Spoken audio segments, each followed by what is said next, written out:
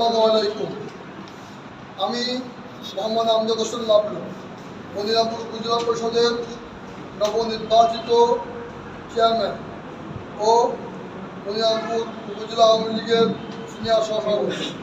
গত 24/5/2024 তারিখে মনিরামপুর ইউনিয়নের আমার নির্বাচনী আহ্বায়ক কমিটির আয়োজনে মনিরামপুর ইউনিয়ন পরিষদের কার্যালয়ের মাঠে আমাকে সম্বর্ধনা দেওয়া হয়।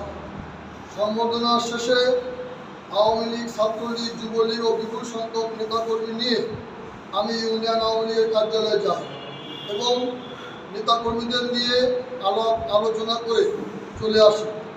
দুঃখের বিষয়, পরের দিন 25/5/24 ইংরাজি তারিখে বিকালে পূর্ব পরিকল্পিতভাবে মনিরামপুর ইউনিয়ন আওয়ামী লীগ কার্যালয়ে উপজেলা আওয়ামী লীগের সাধারণ সম্পাদক মোহাম্মদ ফারুক হোসেন ও নবনির্বাচিত এমপি ইয়াকুব আলী সেখানে যান।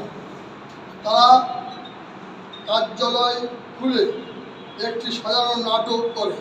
তারা বলে কার্যালয়ের মধ্যে বঙ্গবন্ধু ও জননেত্রী শেখ হাসিনার ছবি ভাঙা। এই ইস্যুতে তারা তখনই প্রতিবাদ সভা করে।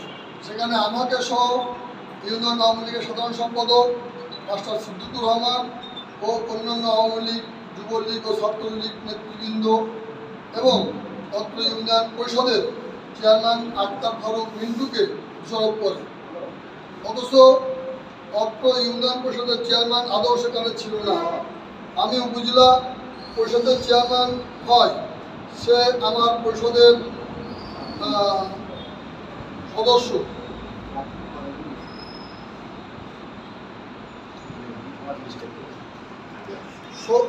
সে আমার সঙ্গে সৌজন্য সাক্ষাৎ করে মঞ্চ থেকে সেখান থেকে চলে যায়। আমরা যারা আওয়ামী লীগ কার্যালয়ে যাই তারা কোনো ভাঙচুর ছাড়া সুরক্ষিত অবস্থায় কার্যালয়টি তালা মেরে চলে আসে। সেখানে চক্রান্ত করে আমাদেরকে পাঠানোর জন্য উপজেলা আওয়ামী লীগের সাধারণ সম্পাদক ও নবনির্বাচিত এমপি সুপরিকল্পিতভাবে তাদের লোক সাজিয়ে আওয়ামী লীগের কার্যালয়ে থাকা বঙ্গবন্ধু ও জননেত্রী শেখ হাসিনার ছবি ভাঙচুর করায়।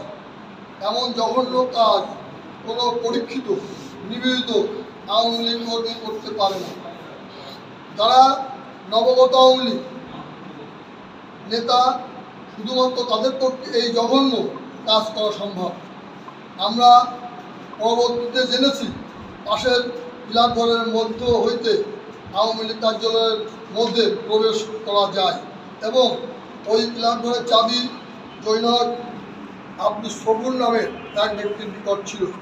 সেই ব্যক্তি ওই ইউনিয়নের সাবেক চেয়ারম্যান BM মহিউজ্জামানের কাছের লোক। এই মহিউজ্জামান পূর্ব বাংলা কমিউনিস্ট পার্টির নেতা ছিল। এই নেতা বিগত দিনে ইউনিয়ন যুবলীগের সাবেক সভাপতি প্রভাষক সঞ্জয় কুমারের হত্যা মামলার আসামি। তার 52 বছর সাজা হওয়ায় চেয়ারম্যান মহিউজ্জামান জামিনে বাড়িতে আছে। আমাদের ধারণা তার নেতৃত্বে এই জঘন্য ঘৃণিত কাজ হয়েছে। প্রিয় সাংবাদিক বন্ধুরা, আপনাদের আরও জানাচ্ছি যে আমার উপজেলা নির্বাচনে প্রতিপক্ষ প্রার্থী ছিল উপজেলা আওয়ামী লীগের সাধারণ সম্পাদক মোহাম্মদ ফারুক হোসেন। তার নির্বাচনে সার্বিক সহযোগিতায় ছিল বর্তমান এমপি ইয়াকুব আলী।